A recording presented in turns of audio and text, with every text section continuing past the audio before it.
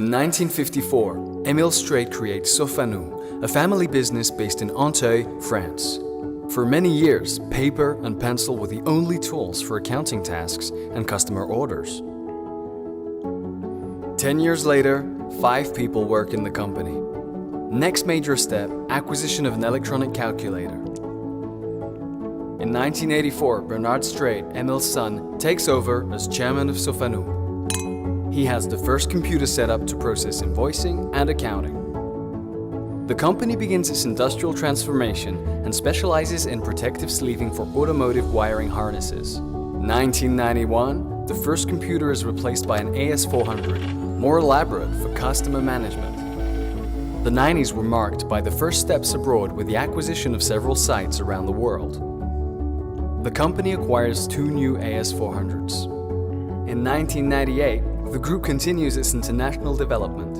An information system department is created.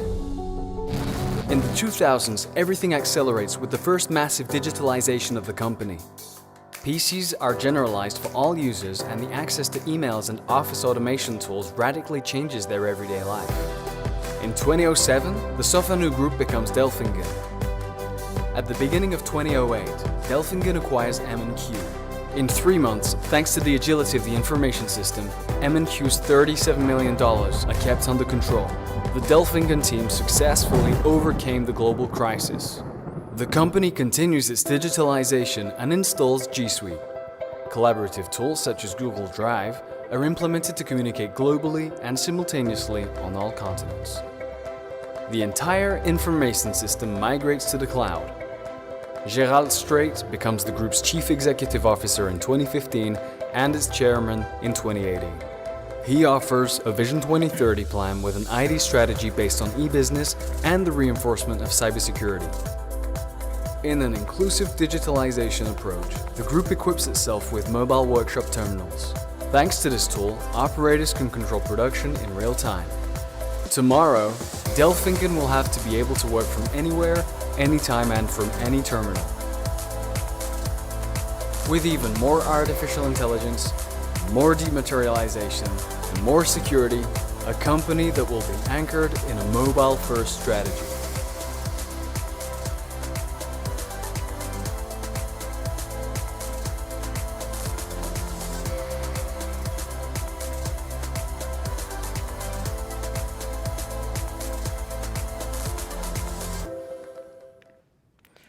So, I would like to start with this video because it offers a good intro into our company, but also shows that digitalization is, was, and will be in our DNA.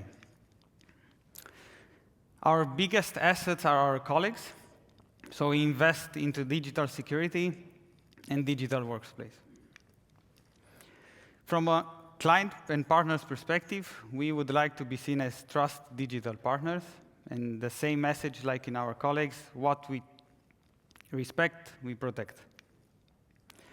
So today I will go over what security transformation means for us, and we are doing quite a long time already. So attacks on IoT devices increased by 300% in 2019. 60% of organizations received more than 1,000 daily security alerts in 2020. Ransomware damage worldwide is expected to be reached 21 billion by 2021.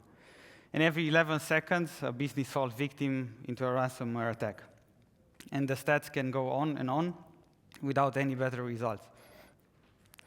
We are living times when COVID accelerated cloud adoption, work from anywhere, and that's why new challenges appear with thousands of new domains and new malwares appearing daily. It is almost impossible to protect our endpoint with automatic threat prevention tools. So what we do in such scenarios? Oops. I think it stopped working. Do we panic? No. We decided to completely change the way we are securing our network. We decided to adopt zero trust architecture model. But before going into the details, what technically means, I would like to stop and pause and explain what trust in the digital world means. So probably you're already thinking, Vlad, 2 slides ago you were telling us that your biggest assets are people, and you respect them, you help them, why don't you trust them? And here's the catch. So trust is a human feeling that in digital world has no value. It's a vulnerability that usually is exploited. So what we do in such cases? We try to exclude the word trust from our vocabulary and replace it with confidence. So we have confidence in our network, we have confidence in our PCs. People are not on the network, packets are on the network. We misconfuse the trustworthiness of the people with the trustworthiness of the people. Trust is binary, it's on or off. Zero Trust was framed in 1994 by Jericho Forum, started to gain confidence in 2009 when Google announced that they will do a Zero Trust implementation into their network after Aurora, a serious cyber attack on Google. Currently, in 2014, Google's BeyondCorp, that's the Zero Trust implementation, that's the brand, were live. And in 2018, BeyondCorp, their software as a service solution, was published to the market. And that's what we are also implementing. So in the current situation, we in Delfingen talk, okay, what we need to do to make sure that the right people get the right access to the right context. And then the questions appear. For example, do we know the location of the end user? We don't have VPNs, just you know. So do we know where the location is? Do we know from what devices they are trying to connect? Are we offering access only to the specific context that we want? So in the normal and old infrastructure, we protect ourselves from the exterior. We are talking about trust network, trust interfaces, trust APIs, and think about a castle. We protect ourselves from the exterior world with walls, with a mold full of water, with a bridge as a VPN. But once the Trojan horse is inside, we are kind of hopeless. So Zero Trust eliminates the concept of human trust from the digital world. I would like to pause a little bit. So Snowden and Manning, I think you heard about them. They were trust people, and because they were trusted, they get a lot of information. And that's why they also steal a lot of data. So Zero Trust has 3 main concepts. Access is granted based on user identity, context, of request. What means context? The answer to the question that I told before. Do we know from where the user is accessing, what device is encrypted or not, what's the last patch level, and so on. Shifts control from network layer to the application layer. So we go down to layer 7 of a firewall. We don't stay at level 3. Allow users to work anywhere in the world, regardless of the physical location. So this is the architecture that we are also implementing. It's a very high level. I just want to explain you a little bit briefly what's main. So from left to the right, we have on the left side user trust. We have Google, so it's our G Suite account. Device trust, we have MDM, our endpoint verifications installed on the computers. Rules engine, this is basically the rules that we are setting up for each application. And we are talking about each application individually. For example, if someone in finance is working, we want to have access only to the finance tool and each access individually, not to the entire network. Enforcement point, this is basically a combination of firewalls and load balancers that are accessing the user only to the specific application. So how Delfingen is leading this change? We follow a 5-step model that we apply over and over again for each protected surface. A protected surface in our case is an application, our ERP. So the 5 steps are define the protect surface, That's pretty much the application. Your crown jewels, what do you want to protect the most? Map the transaction flows, so how the crown jewels, what you want to protect are communicating between them, so that we know all the traffic. Architect the zero trust model, and this is where we did a step back and say, maybe we don't know enough. So we brought Google in, and we are working very, very close to them to implement it. Fourth step is create policy. So the risk creating policy is to create too many or too few. So we use the Kipling method, 5 why and 1 H. It was framed by Palo Alto. So who, what, when, where, why, and how. We have a next example, so I will go over them. And the last point that was on the previous slide was to recap all the steps over and over again. So a use case. We are producing plastic. We have injection machines. We have extrusion machines. So we have also a company that is doing maintenance on our machines. So they are connecting to the machines and do some activities on them. So in the past, we had VPN between our site and clients and partners' headquarters. We had to segment our network. We had to have always a team available to start and stop the tunnel so that we don't want them to search in our network whenever they want. And we had to sync with all the stakeholders involved, so also the production colleagues from the shop floor, in order to be available. So how this changed with the zero trust is the 5-1-Y-H method. So we have who. We create an external account in our tenant. So they have a Google account. How, what, or how, what. We have an RDP application deployed on web. When we contractually sign Monday and Tuesday. Where our partner is in Point in Germany. Why? Because the data is restricted, and how, using an SSL encryption. So in this way, we saved a lot of time and a lot of ping pong between our team and their team. And pretty much until now, it looks very, very good. So probably you're already thinking, I need to do a lot of change. I need to do change management. I have VPN, firewalls. And yes, you are true. We are not yet done with this change, but Rome was not built in one day. And the beauty of zero trust is that you can deploy it step by step. And in the end, you will have all your network. So what are the results?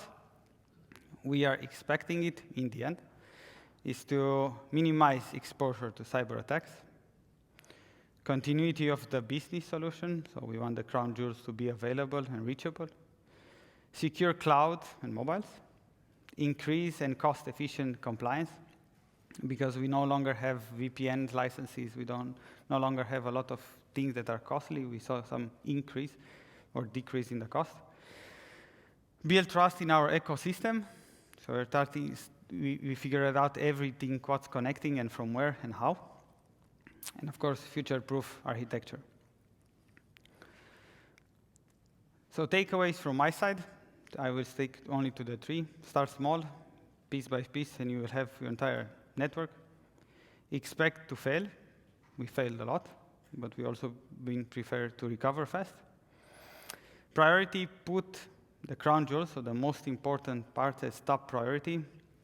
Don't focus on the small and complicated things, because it will take a lot of time. And external help, so partners, clients, consultant companies, we like to make friends. So if you want to chat about technology, we're happy to do it.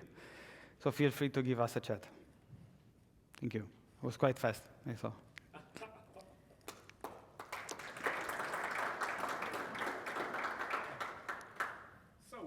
So we have time for questions. So much questions. Okay, Vlad, thank you so much. Questions from your side?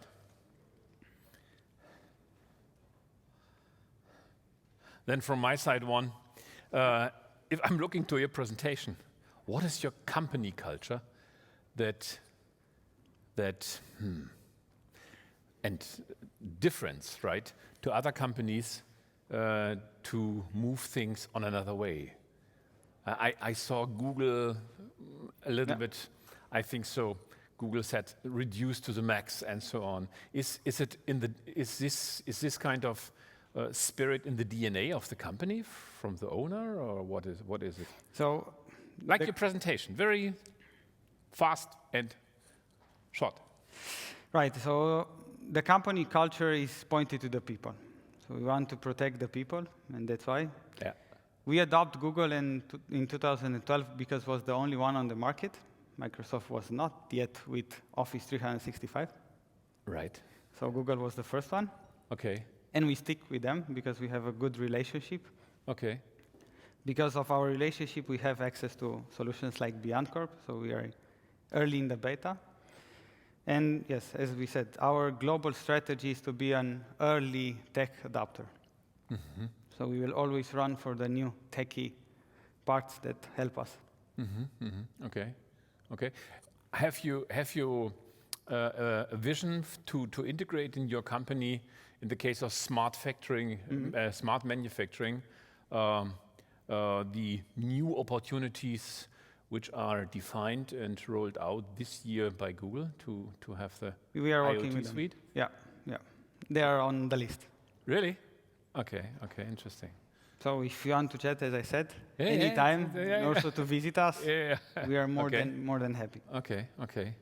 So, some additional questions from your side? Yes, question is about the human factor of trust. You know, you mentioned Snowden and Manning. So how do you address this human factor in the architecture? You know, once you have the key of those people, then you're screwed because you can access everything those people do. If you have passwords lying around, you still have those issues. So how does this model then kind of deal with this? So what we do a lot of trainings because, as you said, the human part is very, very vulnerable in case of attacks. In this case, precisely zero trust. So Manning had access to entire network. And after he was in the network, he started to search the full network and get a lot of information that was exposed. In zero trust, you are not able to do because each application is contained. So you cannot go around it. You have access only to that application, and that's all. So you cannot do networking, scanning, or any other things. What about your CEO? Does he also have only access to just one part, only his management system? Or, I mean, there are people with higher degrees of kind of rights. Yeah, they also comply to this program. Okay. So it's a company-wide, and Okay, thanks. thank you. Yeah. There is another question from a digital attendee, and he asks, seeing how is not a question of if, but of when your company can be hacked. What should we be doing proactively from a security perspective? True, true. And we know that we are going to be hacked. It's not a question not to be hacked. And we are not preparing not to be hacked. We are preparing how fast we can recover. And this is one step of not being hacked, but we know that we could. We have AI tools that are always searching our network. Also network, also endpoints. So any behavior that is out of normal, it will stop completely the user. And yes, as I said, we do a lot of trainings to the end users to get used to it.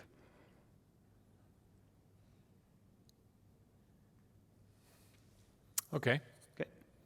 Thank you so much. Thank you very much. Okay. Yeah. Okay, you're welcome.